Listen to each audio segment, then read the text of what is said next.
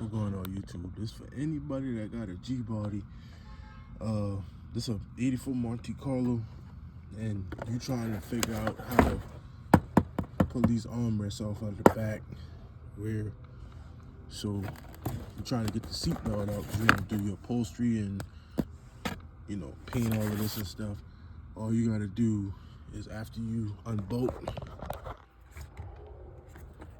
from up here, and the retractor areas right there, you will have these buckles on this side. They'll be over here, of course, the other side.